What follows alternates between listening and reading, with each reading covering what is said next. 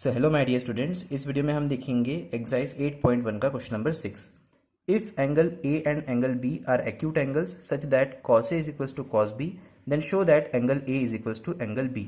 Question बोला है कि अगर एंगल ए और एंगल बी एक्यूट एंगल्स हैं और cos A cos B equal है तो शो करो कि एंगल ए और एंगल बी इक्वल होंगे।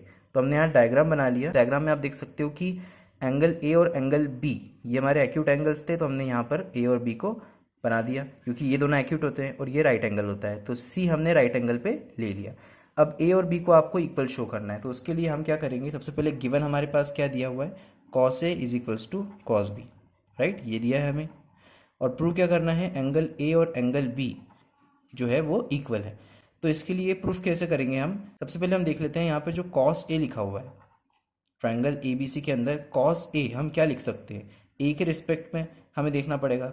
पर उसके पहले देखो कॉस होता क्या है, कॉस होता है बी अपॉन एच, ठीक है, कॉस होता है बी अपॉन एच।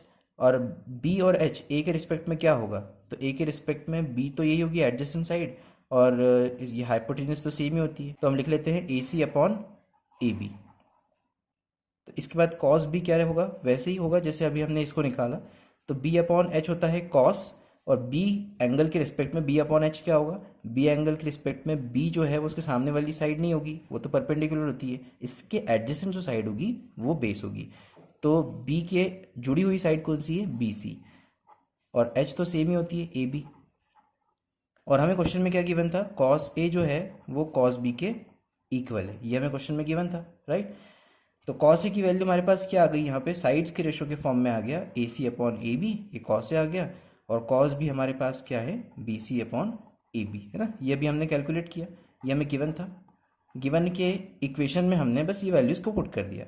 अब यहाँ ए बी और ए बी जो है डिवाइड में है, लेफ्ट और राइट में इज इक्वल टू के, तो ये मल्टीप्लाई में जाएगा, डिवाइड में है तो इधर जाके क्या होता है, मल्टीप्लाई हो जाता है, ए बी से ए बी कैंसिल हो जाएगा, तो क्या बचा हमारे पास, A C is equals to B C. अब हम जानते हैं कि अगर ए सी और ये बी सी इक्वल है तो यहाँ पर जब भी ऐसा होता है तो ऐसे एंगल्स जो इक्वल साइड्स के अपोजिट में होते हैं वो भी आपस में इक्वल होते हैं, है ना। देखो इसके अपोजिट में ये साइड है और इसके अपोजिट में ये साइड है, तो एंगल्स जो हैं इनके अपोजिट में जो साइड्स हैं वो इक्वल है, तो ये एंगल्स भी क्या होंगे, एक दूसरे से इक्वल होंगे। तो हम क्या लिख सकते हैं यहाँ पे, सिंस साइड आपको लिखना होगा कि एंगल जो है, एंगल आपको इक्वल बताना है ना, तो आपको लिखना है angles opposite to equal sides are equal. जिन एंगल्स के अपोजिट में जो साइड्स होती हैं वो अगर इक्वल होती हैं तो वो एंगल्स भी एक दूसरे से इक्वल होते हैं। तो हम लिख देंगे therefore angle A is equals to angle B, right, लिख सकते हैं ना, क्योंकि ये दोनों एंगल्स तो इन साइड्स के अपोजिट में है, तो यहाँ पर ये दोनों एंगल्स इक्वल आ जाएंगे। नेक्स्ट वीडियो में हम नेक्स्ट क्वेश्चन को सॉल्व करेंगे। Thank you so much.